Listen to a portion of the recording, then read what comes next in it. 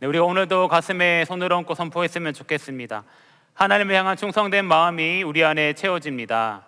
하나님을 향한 충성된 마음이 우리 안에 채워집니다. 부르신 곳에서 신실하게 주의 뜻을 이루어갑니다. 부르신 곳에서 신실하게 주의 뜻을 이루어갑니다. 충성과 믿음으로 공동체를 든든히 세워갑니다. 충성과 믿음으로 공동체를 든든히 세워갑니다. 아멘. 이 고백대로 살아가는 우리 동안의 모든 채움, 이름, 세움 될 수 있기를 소망합니다. 우리는 계속해서 2026년 한 해 동안 페이스북 중심으로 살아가다라는 주제를 가지고 말씀을 나누는 가운데 있습니다. 지난주 빌라델비아 교회 이야기를 나누면서 작은 능력을 가지고 있지만 변치 않고 하나님을 섬기는 것이 어떠한 것인지에 대해서 함께 말씀을 나누었습니다. 그렇게 섬김을 감당하며 나아갈 때에 우리 앞에 마치 문이 막혀 있다 할지라도 하나님께서 그 문을 열어주신다고 말씀을 나누었습니다. 그것을 신실하게 신뢰하며 나아가는 동안의 모든 청년분들 될 수 있기를 소망합니다. 우리는 지난 또 7주, 오늘까지 7주 동안 충신이라는 주제를 가지고 요한계시록 7교회를 향한 예수님의 말씀에 대해서 함께 나누고 있습니다.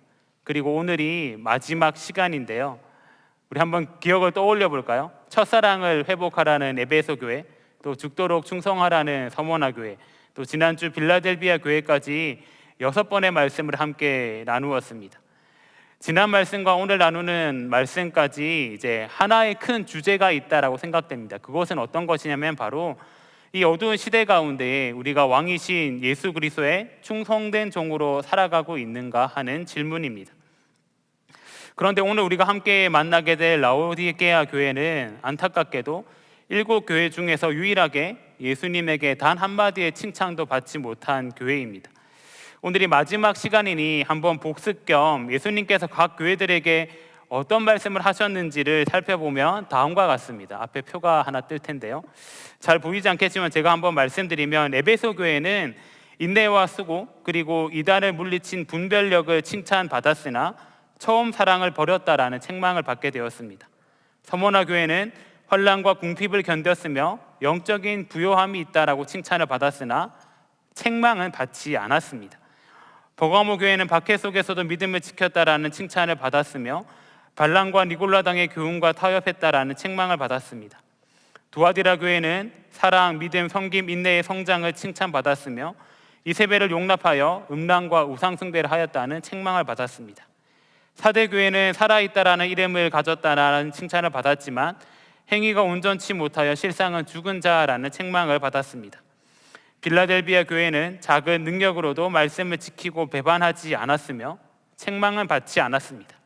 그리고 오늘 함께 나눌 라오디게아 교회에게는 칭찬은 전혀 없고 미지근하여 스스로 부요하나 실상은 가난하다라는 책망을 받고 있습니다.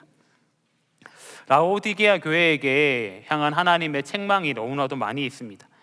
그래서 오늘 말씀을 나누다 보면은 우리 마음 가운데에 무거운 마음이 들 수도 있겠습니다.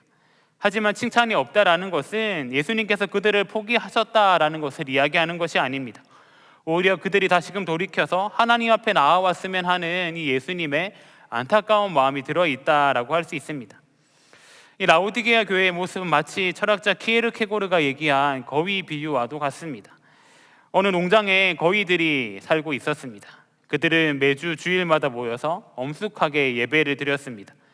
거위 목사님은 설교단에 서서 우리는 위대한 날개를 가졌습니다, 우리는 창공을 날 수 있는 힘이 있습니다 라고 외쳤고 앉아있는 거위들은 아멘 아멘 하며 감동을 받았습니다. 예배가 끝나면 그들은 뒤뚱거리며 맛있는 모이를 먹으러 갔습니다. 하지만 아무도 날려고 하지는 않았습니다. 오히려 날려고 시도하다가 살이 빠지는 거위를 보며 저런 어리석은 녀석이 있나 라고 비웃었습니다. 그들은 나는 법을 잊어버린 채 살만 찌우며 늑대들의 좋은 먹잇감이 되어갔습니다. 이것이 키에르케고르가 본 죽은 교회의 모습이었습니다. 날개는 있지만 하늘을 날 능력이 있다라고 말은 하지만 땅의 것에 집착하는 삶이었습니다. 나는 그리스도인이다 라고 외쳤지만 정작 날아오르는 힘을 잊어버렸던 비대한 영혼들이 오늘 본문 가운데 나오는 라오디게아 교회 성도들의 모습은 아니었는가 돌아보게 됩니다. 그런데 혹시 이것이 오늘날 우리의 모습은 아닐까요? 바쁘게 신앙생활하고 있지만 방향을 잃어버려 있고, 신앙생활 한다라고 고백하지만 우리 마음 가운데에 가슴 뛰는 열정은 잊어버린 모습 말입니다. 오늘 말씀을 통하여서 우리의 신앙을 다시금 돌이켜보기를 소망합니다. 충신은 적당히 사는 자들이 아닙니다. 하나님을 향하여서 온전히 헌신하는 자들입니다. 오늘 말씀을 통하여서 우리가 하나님의 충신으로 거듭나는 시간이 될 수 있기를 소망합니다. 오늘도 라오디게아라는 도시에 대해서 먼저 이야기를 나누며 시작하고 싶은데요. 이 라오디게아 교회를, 라오디게아 이 지역을 오늘날로 친다면은 금융, 패션, 그리고 의료가 한 곳에 모여있던 아주 화려한 도시였습니다. 이곳은 로마 제국의 주요 도로가 교차하는 무역과 금융의 중심지였습니다.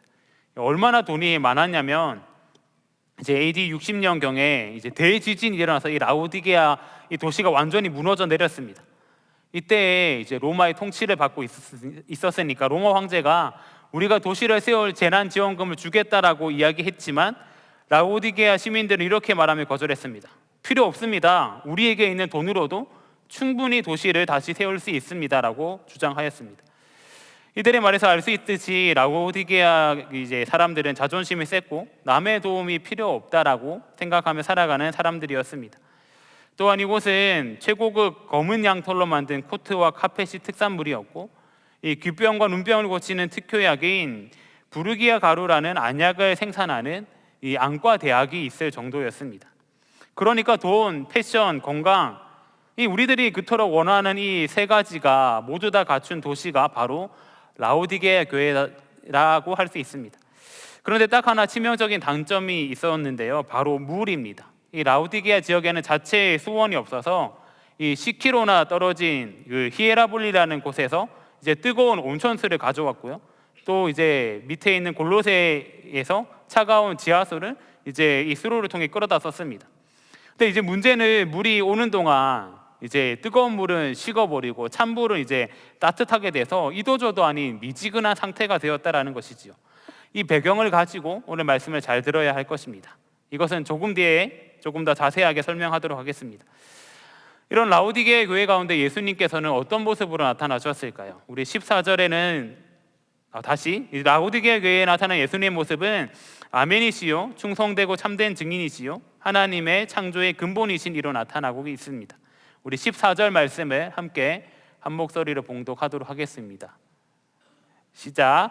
라오디게아 교회의 사자에게 편지하라. 아멘이시요 충성되고 참된 증인이시요 하나님의 창조의 근본이신 이가 이르시되. 아멘.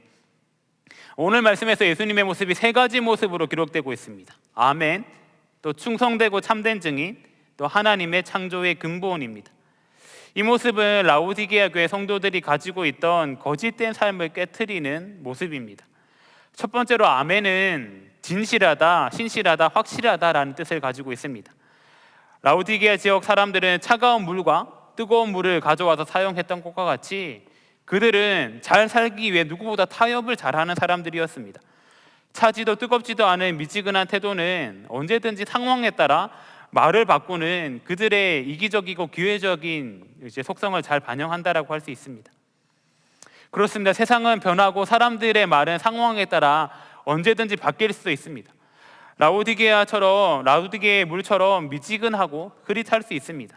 하지만 예수님께서는 아멘이십니다. 진실하시고 신실하시고 확실하시다라는 것입니다. 즉 변하지 않는 절대적인 진리가 바로 예수님이다라는 것입니다. 그렇게 우리는 세상의 기준을 모두 다 버려버리고 우리의 유일한 기준 되시는 예수님만 붙들고 따라가야 된다라는 것을 이야기하고 있습니다. 또한 예수님께서는 충성되고 참된 증인이다라고 기록하고 있습니다. 진짜여야 된다라는 것입니다. 라오디게아 지역은 금융과 복조계가 발달한 도시였습니다. 계약과 증언이 중요했지만 이 돈 앞에서 진실이 왜곡되는 일도 수없이 많았을 것입니다. 그런데 우리는 그 왜곡된 것이 아니라 참된 것이 중요하며 참된 증인이신 예수님 앞에 우리가 섰을 때에 우리의 믿음이 바로 드러난다라는 것을 이야기하고 있는 것입니다. 또한 세 번째로 예수님은 창조의 근본이십니다. 이 말씀은 예수님께서 창조의 근원이시다라는 것입니다. 오늘 말씀이 기록되기 이전에 바울도 라오디게아와 가까운 거리에 있던 골로새 교회를 향하여서 이렇게 편지에서 이야기하였습니다.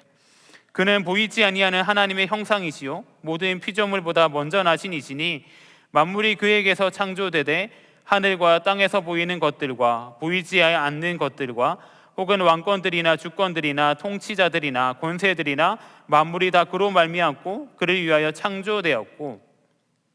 라오디게아 지역 사람들은 자신들이 가지고 있던 금, 옷감 그리고 약들을 의지하고 자랑하였습니다. 피조물에 불과한 물질들을 마치 신과 같이 떠받드는 삶을 살아가고 있었습니다. 하지만 예수님께서 말씀하시는 것이죠. 내가 그 모든 것들을 만든 창조의 근본이시다. 물건을 자랑하지 말고 그것을 만드신 주인을 바라보라라는 것입니다. 너희가 가진 부유함의 원천이 예수 그리스도께 있음을 반드시 기억하라라고 말씀하고 계신 것입니다. 그렇다면 오늘 말씀을 통해서 우리가 새겨야 될 것들은 어떤 것이 있을까요? 첫 번째로 우리의 영적 현실을 자각해야 한다라는 것입니다. 우리 요한계시록 3장 15절 16절 말씀을 또 함께 한 목소리로 봉독하겠습니다. 시작. 내가 내 행위를 아노니 내가 차지도 아니하고 뜨겁지도 아니하도다. 내가 차든지 뜨겁든지 하기를 원하노라. 내가 이같이 미지근하여 뜨겁지도 아니하고 차지도 아니하니 내 입에서 너를 토하여 버리리라. 아멘. 예수님께서 우리의 행위가 어떠한지를 안다라고 말씀하고 계십니다. 우리의 신앙의 모습, 우리가 어떻게 살아가고 있는지를 바로 아신다라는 것입니다. 오늘 말씀에서는 우리가 차지도 아니하고 뜨겁지도 아니하다라고 말씀하십니다. 이 본문을 여러분들은 어떻게 해석하시나요? 많은 분들이 이렇게 이야기하는 것을 보았습니다. 뜨거운 것이 우리의 열정적인 신앙이고 차가운 것이 불신앙이니까 믿으려면 확실히 믿고 안 믿으려면 믿지 마라 라고 이야기하는 것을 보았습니다. 그런데 이런 해석은 잘못된 해석이라고 할 수 있습니다. 예수님께서 그럴 건 믿지 마라 라고 말하실 리가 전혀 없기 때문입니다. 앞서서 라오디게아가 물이 부족하여서 인근 도시인 히에라볼리에서는 뜨거운 온천수를 가져오고 골로새 지역에서는 차가운 지하수를 가져온다라고 말씀을 드렸습니다. 히에라볼리에서 온 뜨거운 온천수는 질병을 고치는 약효가 있었고 골로새 지역에서 오는 차가운 물은 목마름을 식혀주는 청량제가 되었습니다. 그런데 이 물들이 긴 수로를 타고 라오디게아에 오다 보니 그동안 다 식어버려서 미지근해버렸고 이 지역의 물은 다들 아시다시피 석회질이 많이 섞여 있기 때문에 미지근해지다 보니까 맛이 역겹고 마시는 사람들마다 구토를 일으켰습니다. 그래서 16절 후반부에 토하여 버린다라는 말씀이 나오는 것입니다. 즉 주님께서 차든지 뜨겁지 하라라고 말씀하신 것은 이 온도의 문제가 아니라 영향력과 효용성의 문제입니다. 너희들이 히에라볼리 물처럼 뜨거워서 사람을 치유하는 역할을 감당하든지 아니면은 골로새의 물처럼 시원하여서 갈증을 해소하는 역할을 해라라는 것입니다. 그런데 너희는 아무런 맛도 없고 능력도 없고 신앙이라고 하면서도 세상 가운데에서 그리스도인의 영향력을 아무도 미치지 못한다를 말씀하고 계신 것이 주님의 말씀입니다. 그런데 이들이 가졌던 더 큰 문제는 그 다음입니다. 17절 전반부에 보면은 그들이 어떻게 스스로를 생각하는지가 나오고 있습니다. 내가 말하기를 나는 부자라 부유하여 부족한 것이 없다 하나. 이 라오디게아 교회는 금융업이 아주 발달한 부유한 도시였습니다. 지진 후 도시가 파괴되었을 때에도 로마 황제의 지원을 거절하였다라고 말씀드렸습니다. 교회 성도들도 당연히 부자였을 것입니다. 돈이 많으니까 아쉬울 것이 하나도 없었습니다. 아마도 삶이 너무나도 평안하였을 것입니다.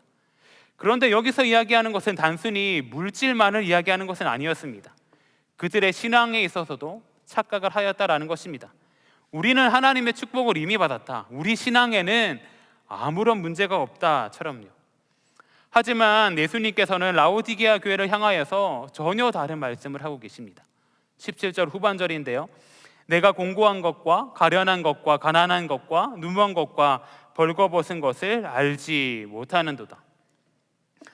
그들이 부유하다 생각했는데 실상은 가난하고 헐벗었다라는 것이지요. 사랑하는 동안의 청년 여러분, 무서운 것이 바로 이것입니다. 우리는 우리의 영적인 현실을 자칫하면 제대로 알지 못한다라는 것입니다. 우리는 때로는 우리의 스펙이, 우리의 직장이, 때로는 내가 모태신앙이라는 사실이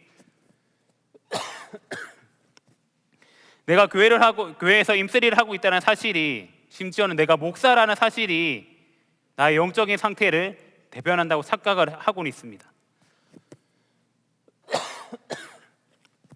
죄송합니다. 나는 주일 성수를 잘하고 있는데요, 내가 임쓰리를 얼마나 많이 했는데요, 그런데 주님은 우리를 향해서 묻고 계신 것이죠. 그런데 너희에게 생명력이 있느냐? 너희가 그리스도인으로 잘 살아나고 있느냐? 누군가를 시원케 하고 있느냐 질문하고 계신 것입니다.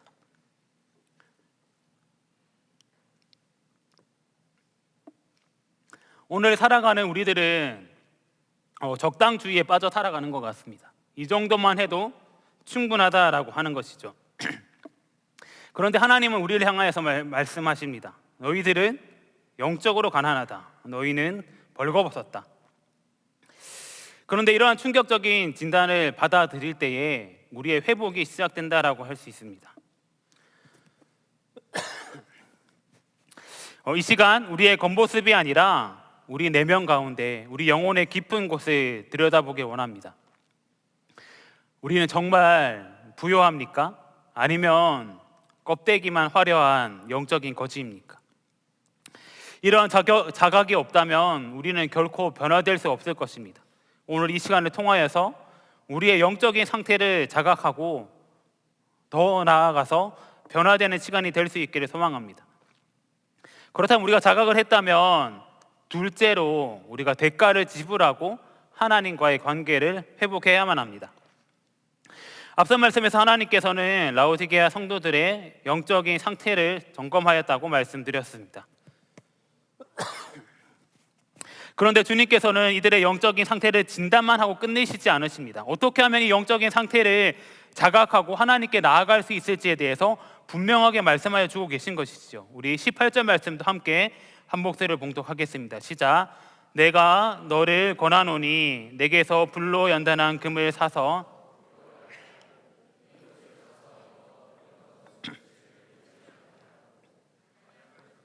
눈에 발라보게 하라. 아멘. 우리는 여기서 한 가지 단어에 집중해야 됩니다. 아마도 말씀을 제대로 읽으신 분이라면 어떤 단어인지 짐작하실 것입니다. 바로 사서라는 단어입니다.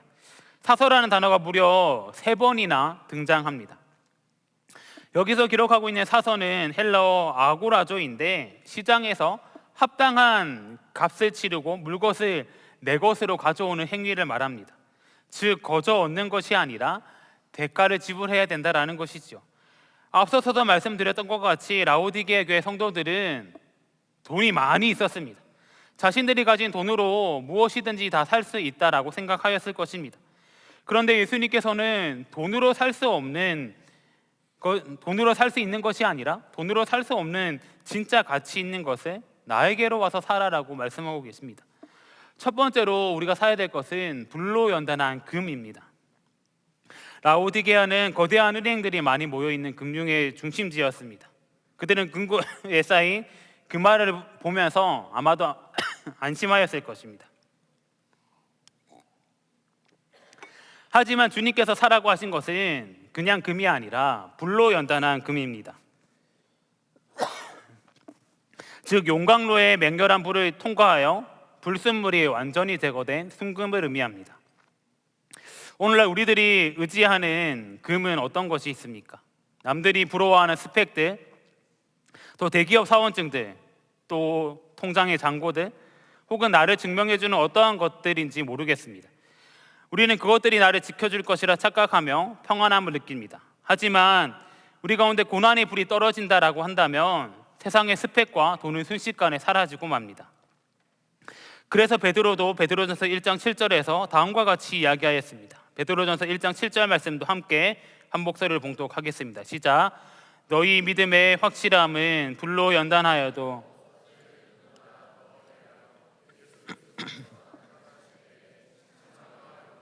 종기를 얻게 할 것이니라. 아멘.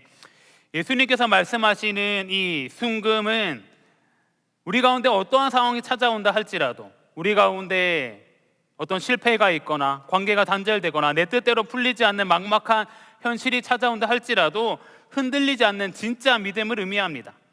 사랑하는 동안의 청년 여러분, 눈앞의 이익을 포기하는 대가를 치른다 할지라도 불과 같은 시험을 견뎌내는 순금과 같은 믿음을 구하며 나갈 수 있기를 소망합니다. 또한 두 번째로는 흰 옷을 사서 입어야 됩니다. 라오디게아는 아주 특별한 옷감의 산지였습니다. 윤기가 흐르는 최고급 검은 양털이 이제 이 도시의 특산물이었습니다. 그리고 이 옷을 입는다라는 것은 부와 이제 권력의 상징이었습니다.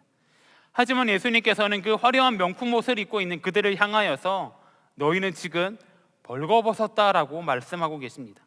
그러면서 빛나고 깨끗한 흰 옷을 사서 입으라라고 말씀하십니다.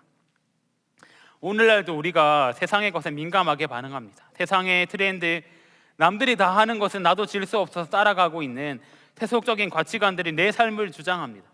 적당히 술자리에서 타협하고 또 성적으로 개방된 문화를 쿨한 것이라 여기면서 즐기고 남들을 짓밟고 올라가는 경쟁 구도 속에서 나를 포장하면서 화려한 옷들로 나를 치장합니다. 하지만 주님께서는 그 세상의 모든 옷을 던져버리고 흰 옷을 입어야 된다라고 말씀하고 계십니다.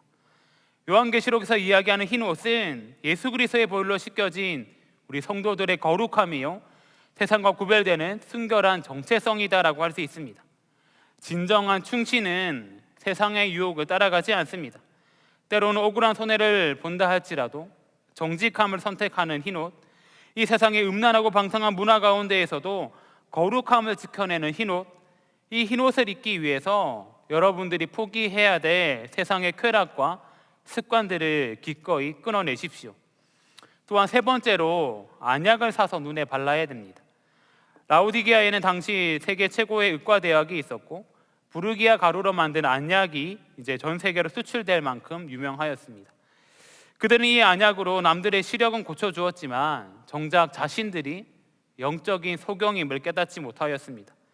그래서 예수님께서는 영적인 시력을 회복해야 될 하늘의 안약을 사라라고 말씀하고 계신 것입니다. 오늘 살아가고 있는 우리의 시선은 어디를 향하여서 고정되어 있습니까? 우리의 눈은 하루 종일 스마트폰 액정을 향해 있습니다. 유튜브나 인스타그램, 넷플릭스가 쏟아내는 수많은 정보와 세상의 철학들로 우리의 눈은 피로함을 넘어서서 영적인 시력이 완전히 상실되는 지경입니다. 남들이 어디로 놀러가고 무엇을 먹는지 기가 막히게 잘 알아보면서 나를 향한 하나님의 부르심과 잃어버린 영혼들을 향한 눈물은 전혀 보지 못합니다. 눈앞의 현실을 보고 영적인 것은 전혀 보지 못하는 영적인 소경 상태에 있는 것이 우리의 모습이 아닌가요? 그렇기 때문에 예수님께서 이 성령의 안약을 바르라라고 말씀하고 계신 것입니다. 말씀과 기도라는 대가를 지불하며 우리의 시력을 고칠 수 있기를 소망합니다. 내 삶을 세상의 성공이라는 잣대가 아니라 하나님의 시선으로 바라볼 수 있는 영적인 분별력을 회복할 수 있기를 소망합니다.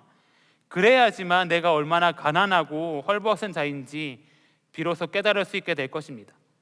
예수님께서는 이렇게 라오디게아 성도들을 향하여서 살아 말씀하고 계십니다. 세상의 헛된 금과 더러워진 옷과 눈먼 시력이 아니라 불로 연단한 금과 같은 믿음, 거룩함을 상징하는 흰옷, 그리고 하나님을 향한 시선을 회복하기 위한 안약을 사라라고 말씀하고 계십니다. 우리의 대가를 지불하고 이를 통하여서 하나님과 관계를 회복하기 위해 힘써야 됩니다. 그래서 이어지는 말씀에서 예수님께서 이렇게 말씀하십니다. 물은 내가 사랑하는 자를 책망하여 징계하노니 그러므로 내가 열심을 내라 회개하라. 지금 라오디게아 교회를 향한 책망의 말씀이 계속해서 전해지고 있는데 라오디게아 교회가 싫어서 하시는 말씀이 아니라는 것입니다. 사랑하기 때문에, 라오디게아 교회를 너무나도 사랑하기 때문에, 오늘 우리를 너무나도 사랑하기 때문에 예수님께서 책망의 말씀을 하시며 회개함을 통하여서 하나님 앞에 돌아오기를 바라고 계신 것입니다. 이 사실을 꼭 기억할 수 있기를 소망합니다. 이 사실을 기억하고 우리가 회개함으로 주님 앞에 나아간다면 세 번째로 왕과 더불어 마시는 것이 필요합니다. 가장 마지막으로 우리가 기억해야 될 것은 하나님과의 친밀한 교제를 누려야 된다는 것입니다. 라오디게아 교회를 향한 이 하나님의 책망이 참으로도 무섭지만 그 결론은 이 요한계시록 전체 가운데에서 가장 따뜻하고 감동적인 말씀이 아닌가 싶습니다. 우리 요한계시록 3장 20절 말씀도 함께 한 목소리를 봉독하겠습니다. 시작. 볼지어다 내가 문 밖에 서서 두드리노니 누구든지 내 음성을 듣고 문을 열며 내가 그에게로 들어가 그와 더불어 먹고 그는 나와 더불어 먹으리라. 아멘. 이 모습을 한번 상상해 보십시다. 하나님의 독생자, 우리를 위해 십자가에 달려 죽으신 예수 그리스도께서 지금 초라하고 냄새나는 나의 마음 문 앞에 서 계십니다. 예수님이라면은 강제로 문을 부수고 들어오셔서 너 왜 이렇게 살아가고 있니? 라고 소리치실 수도 있겠지만 그렇게 하지 않으십니다. 문 밖에 서서 정중하게 노크를 하시면서 얘야 나다, 문 좀 열어주겠니? 라고 말씀하고 계신 것이지요. 우리 작년 12월 마지막 주에서도 설교 시간에 함께 봤던 그림인데요, 윌리엄 홀먼 홀트가 그린 세상의 빛이라는 성화를 보게 되면 예수님께서 등불을 들고 문을 두드리고 계시는데 그 문에는 손잡이가 없습니다. 이 문 손잡이가 안쪽에만 있다라는 뜻이죠. 예수님께서는 우리의 인격을 존중하셔서 우리가 스스로 우리의 마음 문을 열 때까지 기다리고 계시다라는 것입니다. 그리고 예수님께서 우리 마음 가운데 들어오셨을 때에 우리와 함께 하고자 하시는 것이 어떤 것입니까? 우리가 문을 열면 무엇을 한다고 말씀하고 계십니까? 우리 가운데 오셔서 참된 진리의 말씀을 선포해 주겠다, 다시는 세상 것에 빠지지 않게 내가 너를 굳세게 훈련시키겠다라고 말씀하시는 것이 아니라 이렇게 말씀이 기록되고 있습니다. 그와 더불어 먹고 그는 나와 더불어 먹으리라. 여기서 먹는다라는 단어는 간단하게 끼니를 때우는 것이 아니라 하루 일과를 마치고 여유롭게 나누는 저녁 만찬을 의미합니다. 이것은 가족이나 가장 친한 친구 사이에서만 가능한 아주 친밀한 교제를 의미하는 것입니다. 이것을 잘 설명해 주는 책이 한 권 있습니다. 데이비드 그레고리라는 분이 지은 예수와 함께한 저녁 식사라는 소설책인데요, 책의 줄거리는 다음과 같습니다. 신앙생활을 했지만 교회라면 질려버린 회사원 닉이라는 사람이 어느 날 예수님으로부터 저녁 식사 초대장을 받게 됩니다. 그 초대장에는 나사렛 예수와의 만찬에 당신을 초대합니다. 밀라노 레스토랑 3월 24일 화요일 저녁 8시라고 쓰여 있습니다. 약 한 달 남은 것 같은데요. 이제 초대장을 받은 닉이 근처 어떤 교회가 정도 행사에서 초청한 것으로 생각하였으나 교회에서 보낸 초대장이 아니라 실제로 예수님께서 보내신 초대장임을 알고 떨리는 마음으로 식당을 향해 나가게 되었습니다. 닉은 예수님과 대화를 하면서 많은 이야기를 나누게 됩니다. 닉이 기독교 신앙을 부정하는 질문들을 많이 하지만 예수님께서는 그 질문들을 모두 다 받아주시면서 마침내 하나님이 사랑하시고 양보하시고 희생하시면서 인간을 구원하시는 이 구원의 핵심을 이제 예수님께서 말씀하여 주십니다. 이제 식사를 마치고 음식 값을 계산하시고 나가시는 예수님의 손목에는 예수님께서 십자가에 달리셨던 못자국이 선명하게 새겨져 있고, 닉은 이 사람이 진짜 예수님이라고 생각하고 예수님을 향해서 다시금 내가 예수를 만날 수 있겠습니까? 라고 질문하자 예수님께서는 명함 하나를 건네주시는데 거기에는 연락처 대신에 요한계시록 3장 20절이라고 쓰여 있습니다. 이제 닉이 집으로 돌아와서 먼지가 덮인 성경책을 펴서 찾아보자 이렇게 기록되어 있죠. 우리가 읽었던 말씀인데요, 볼지어다 내가 문 밖에 서서 두드리노니 누구든지 내 음성을 듣고 문을 열면 내가 그에게로 들어가 그로 더불어 먹고 그는 나와 더불어 먹으리라. 아멘. 이 이야기는 이 책의 주인공이 닉에게만 해당되는 말씀이 아니라 오늘을 살아가고 있는 우리 모두에게도 해당되는 말씀일 것입니다. 우리도 때로는 신앙의 방황기를 겪기도 합니다. 그러나 그 순간에라도 하나님께서는 우리와 식탁의 교제를 나누기를 원하고 계시고 하나님의 깊은 사랑의 이야기를 들려주기를 바라고 계십니다. 우리가 계속해서 충신에 대해서 이야기를 나누고 있는데요, 충신의 진정한 의미는 단순히 왕만을 위해 일하는 일꾼을 의미하는 것이 아닙니다.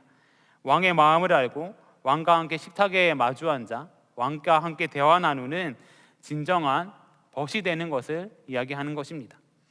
우리의 신앙이 왜 때로는 미지근해집니까? 주님과의 일은 있는데 주님과의 식사가 사라졌기 때문입니다. 봉사도 하고 찬양팀도 하고 임쓰리도 하는데 정작 내면 깊은 곳에 주님과 단둘이 만나는 시간이 없기 때문입니다. 주님은 여러분이 어떠한 일을 하기를 원하시는 것이 아니라, 여러분의 노동력을 필요로 하시는 것이 아니라 여러분 그 자체를 원하고 계신 것입니다. 사랑하는 동안의 청년 여러분, 지금 예수님은 어디에 계십니까? 여러분의 마음 중심 가운데에 거하고 계십니까? 아니면 여러분의 마음 문 밖에서 지금도 여러분의 마음 문을 두드리고 계십니까? 혹시 내 마음의 여러 가지 방들 중에서 차마 주님께 열어드리지 못한 방이 있습니까? 여러분, 이 방만은, 주님 이 방만은 절대 안 돼요. 이 방만은 내 개인 문제니까 내가 알아서 할 테니 들어오지 마세요 라고 하는 방들이 있습니까? 오늘 이 시간 간절히 바라기는 그 닫힌 모든 문들을 열기를 소망합니다. 주님이 그 우리의 마음 문 가운데 들어오실 때에 진정한 회복이 일어납니다. 주님은 여러분의 마음 깊은 곳으로 들어가셔서 함께 먹고 마심을 통하여서 우리의 영적인 현실을 자각하게끔 하시고 우리의 영적인 상태를 회복하기를 바라고 계신 것입니다. 말씀을 마무리하고자 합니다. 오늘 주님은 라오디게아 교회를 향하여서 그리고 우리를 향하여서 말씀하십니다. 미지근한 상태에 머물러 있지 말고 너희의 영적인 가난함을 자각해라. 그리고 대가를 지불하고 열심을 내어라. 그리고 마음 문을 열고 나와 함께 교제를 나누자라고 말씀하십니다. 이 부르심에 응답하여 승리하는 자에게 주시는 약속이 21절에 기록되어 있습니다.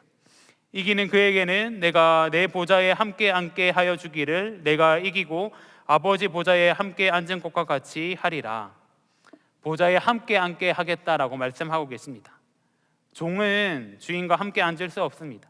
그러나 주님은 끝까지 충성된 자를 친구로, 더 나아가서 신부로 맞이하여서 왕의 통치권에 함께 참여하게끔 말씀하여 주십니다. 이것이 우리가 바라보아야 될 영광스러운 모습이다라고 할 수 있습니다. 사랑하는 동안의 청년 여러분, 우리는 지난 7주간 충신이라는 주제를 가지고 달려왔습니다. 에베소 교회의 첫사랑을 회복하고 성만화 교회의 고난을 두려워하지 않으며 버가모와 두아디라 교회를 통해서 유혹을 물리치고 타데 교회를 통해서 죽은 이름을 버리고 빌라델비아 교회를 통하여서 인내를 지키며 오늘 라오디게아 교회를 통해서 열정을 회복하는 것, 이것이 2026년, 아니 우리 평생에 우리가 살아가야 될 진정한 충신의 길이다라고 할 수 있습니다. 이 시간 우리 마음으로 두드리는 주님의 소리에, 주님의 음성에 귀 기울일 수 있기를 소망합니다. 세상의 소음으로 인하여서 전혀 듣지 못했던 그 세밀한 노크 소리를 듣기를 소망합니다. 그리고 우리 마음문을 활짝 열고 나가길 소망합니다. 주님, 제 마음문을 엽니다. 제 마음 가운데 들어와 주셔서 저를 다스려 주십시오. 식어버린 제 마음 가운데에 다시금 주님을 향한 뜨거운 열정을 불타오르게 하십시오. 그리하여서 이 시대 가운데에서 주님께서 찾으시는 진정한 충신이 되기를 소망합니다라고 고백하며 나아가는 동안의 모든 청년들 될 수 있기를 간절히 소망합니다. 아멘. 함께 기도하겠습니다. 사랑의 주님, 참으로 감사드립니다. 겉으로는 부유한 척했지만 속으로는 텅 비어버린 우리를 포기치 않으시고 오늘도 우리의 문 밖에 서서 기다려 주시니 감사를 드립니다. 하나님, 우리의 영적 현실을 자각하며 주님 앞에 우리의 대가를 지불하며 나아가길 소망합니다. 하나님, 이제 우리의 마음을 열고 나아갑니다. 우리 안에 들어와 주셔서 좌정하여 주시옵소서. 세상에 줄 수 없는 불로 연단한 믿음과 거룩한 옷과 영적인 눈을 허락하여 주십시오. 왕이신 주님과 더불어 먹고 마시는 이 기쁨을 놓치지 않게 하여 주시고 우리 동아래 청년부가 2026년 한 해 주님과 동행하는 충신의 공동체가 될 수 있게 하여 주시옵소서. 감사드리며 우리를 위해 이 땅 가운데 오신 우리 주 예수 그리스도 이름으로 기도드리옵나이다. 아멘.